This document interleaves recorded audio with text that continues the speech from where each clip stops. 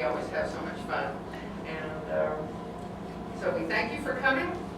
We're very, very pleased to present to you one of our own, a member of our committee, a local gal, Maria Prebilic Coit, and she's been on the tour for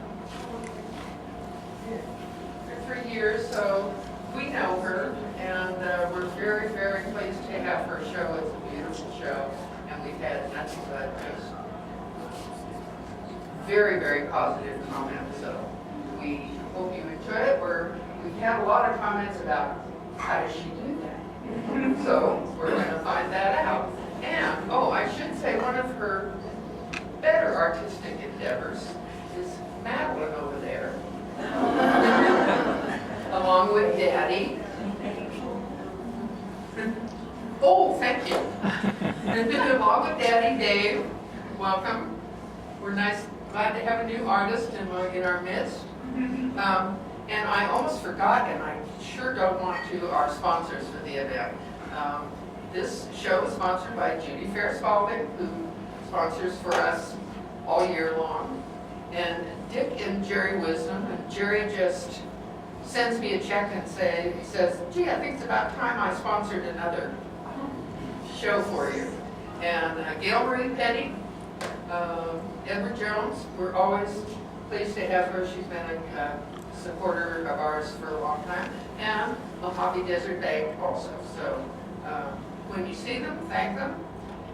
Enjoy your evening, and here's Maria. Okay. Hopefully the mic is loud enough. This is what I've been doing for the past year and a half or so it's kind of my other baby. I got my BFA in printmaking and art history at Kansas City Art Institute. Graduated 2006 and then moved out here that summer. It was a great experience. Everything that I do here, I learned there. It really is, the printmaking program there is not just about the traditional forms. They let you do whatever you want to do. And they really encourage that eclectic kind of work. And I definitely continued on with that attitude in my current work. The sort of origin for all of this are these 10 prints on these 2 walls, which is my Digital Bird series. I did these for my thesis. So I had to do this for my senior year. It was pretty much the only thing I worked on that year. And then I had my thesis show at the printmaking gallery at the school, and it was pretty successful. It all started with a trip to the zoo. I've been obsessed with parrots of all kinds forever. I love birds. I used to own like 6 parakeets at once. That was quite the adventure. I took a trip to the zoo just get some inspiration. I've always loved animals, and I went to the lorikeets cage and just started snapping lots of photographs. Basically, how the whole process started was I would take the pictures, and then I would go into Photoshop and sort of block out all the color into that computer, and then transfer that into my wood block printing. So this is a reductive woodcut. Stop working. Okay. So the reductive woodcut, basically you start out with the lightest color, and then you take away from there until you end up with nothing on your block. It's also called suicide printing because you only get one run and then you're done. It really is my favorite form of creating, but I can't really do it as effectively in my home, so I haven't been able to do it for a while. Eventually I'll get a press, right? I'll have room and I'll get a press. So I did a whole series of these, like 13 of them. Took forever. And then I was thinking, I have this thesis show coming up. This really doesn't feel like I've taken this far enough. So my me to think about doing something digitally with them. I was working at Joann's at the time, which is a scrapbooking, crafting store, and I went through their scrapbooking paper and just got inspired to start working with that. And what I would do is basically scan in all the scrapbooking pages and then just start fooling around with it in Photoshop, taking the outline of all these birds and overlaying a pattern onto them. I would mess with, you know, the opaqueness, all the other sort of interesting Photoshop stuff, and just really played around with it for weeks until I came up with my final series that you see here. And it really was, something just clicked in my head. I really enjoyed doing these. They're really, you know, they're pretty fast to do, and it's just very easy for me. It just comes naturally. I like pretty colors. I like mixing all the pretty colors and all the pretty patterns. There's really not much to it as far as, you know, grand ideas. It's just looking for a pretty image. So I have a few pictures here of my actual show. I still had the woodcuts, and I didn't want to throw those away because those, you know, were a very important part of this whole series. So what I did was I cut them out. I cut out one of the 10 that I printed from each type and used Velcro and just started putting them on the walls, and they were definitely just an accessory to the rest of the show. And they, you know, they sat on the artwork, they flew around it, they sat near the floor on the baseboard. It was pretty fun. So that brings me into what I've been doing now. It's pretty much the same thing. I take an image. I find a lot of my images online, I have to admit, because I could never take this picture. This was too cute. So I peruse the web for all these great animals, and just whatever, you know, strikes me. I also use my own photographs, so not all other people's stuff. But I did the same thing where I picked a pattern here, and for this was a painting on the back wall there, Dalai Lama.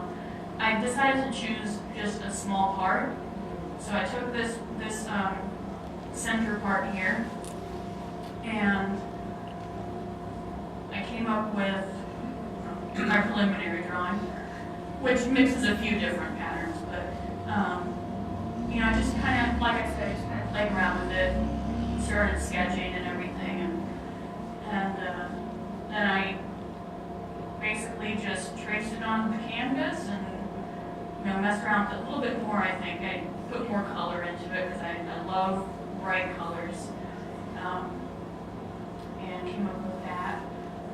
Now this one is more complicated.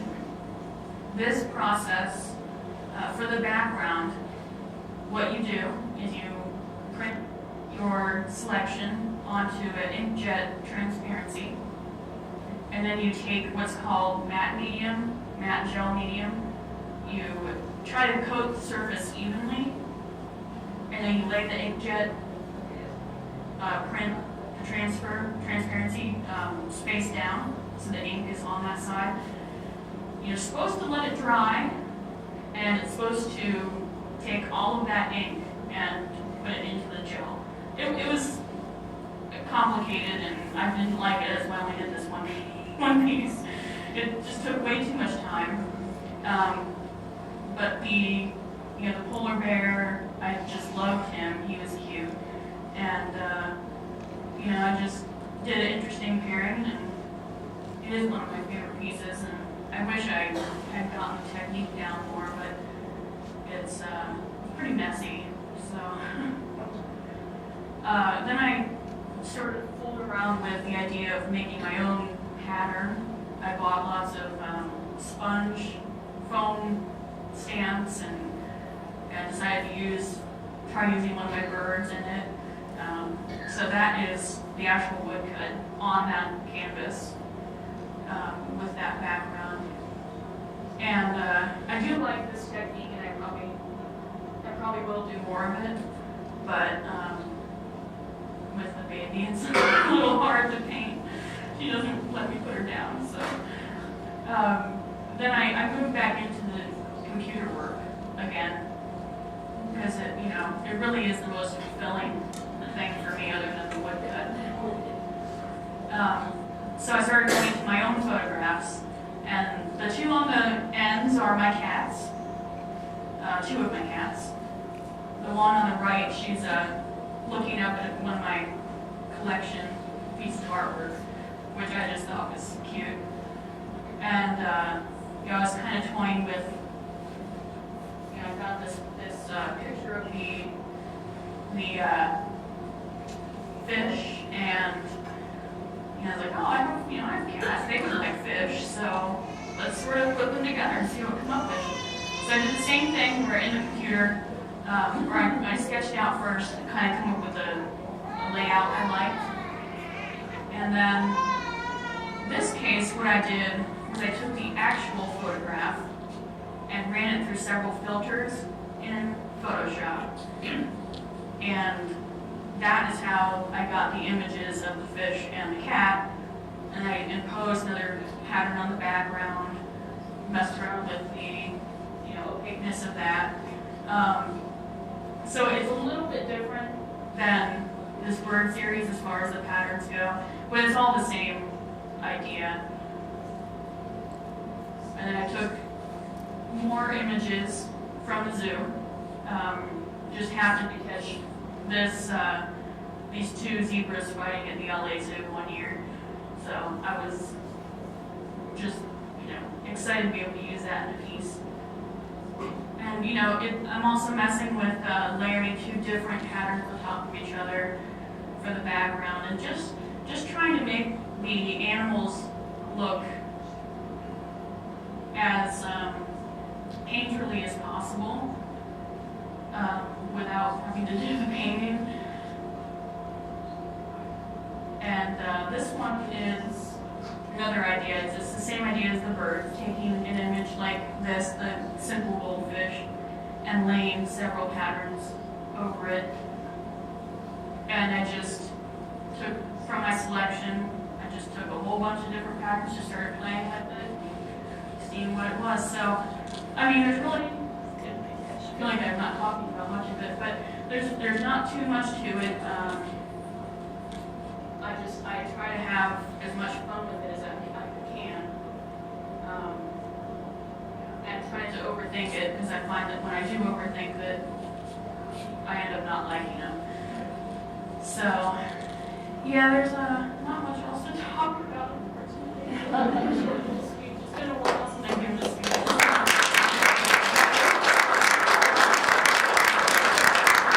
Questions? Yeah, anyone that has any questions and have to answer? Yeah? Yeah. Enjoy artwork from the time you started, when you were very young, I don't remember when I was very young. I don't remember it, but my dad has paintings I did when I was in elementary school that I entered into a contest that went to the national level. But I didn't get back into it until high school. I tinkered around with it. I would do drawings for friends and stuff. Mostly just drawing from things I found in magazines or on TV. Disney characters was a big one. And then in high school, I moved from Kansas City to Maryland to live with my father, and had to take some kind of art class. So I took a photography class and then started getting into painting. And I was really into painting for a long time, and I thought for sure that's what I was going to major in as I went to school.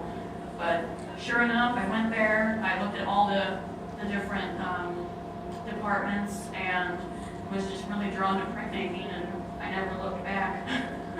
I don't miss painting all that much. I mean, I definitely do it sometimes, but my real love is printmaking, digital printmaking, woodblock prints.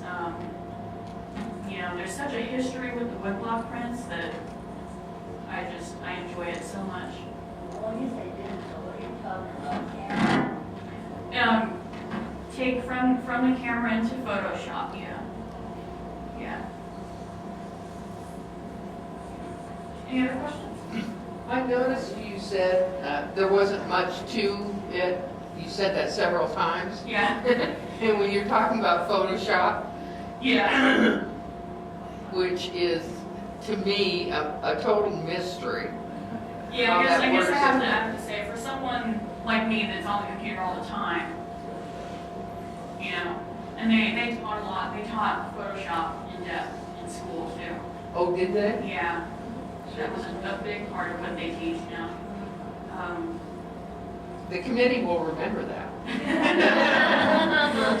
I'm happy to help. Yes. How did you print this out, and what kind of paper you use? These ones, you know, I don't remember what printer it was. I believe it was an HP. It was a wide format that the school had, and you had to pay to get them printed.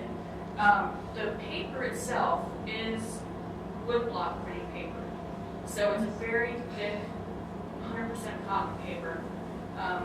I love working with it. People say that it's hard to print on because it seeps, the ink seeps into it, but I haven't had that experience. And then for the other ones, I just printed them on my home printer using the same paper. This is inkjet. It is inkjet, yeah. And then the HP Libera inks, they're very color fast. They are the archival inks that HP makes. So very well rated. I wouldn't use anything that was gonna fade. So do you draw all of that real busy? I don't draw anymore. Woodblock? I haven't ever done that. So how do you get that background? It's all on the computer. I use the scrapbooking paper and I scan it in the computer, and that's what the backgrounds are. Yeah, that's what all the patterns are. I wish I was talented enough to do it all with woodblock, but not quite that talented with woodblock. It's very difficult. Yeah, it is. It would take weeks.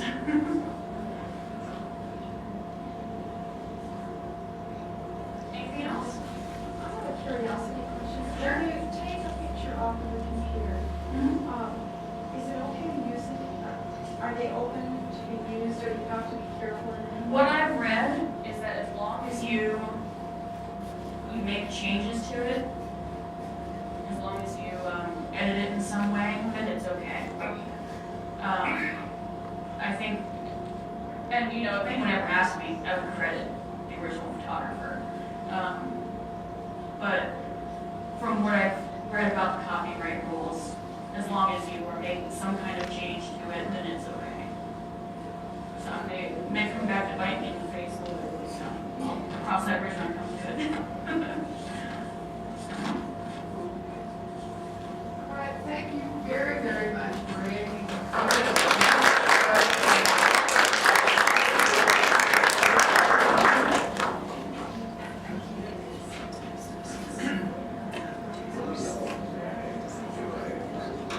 Enjoy your evening, everyone.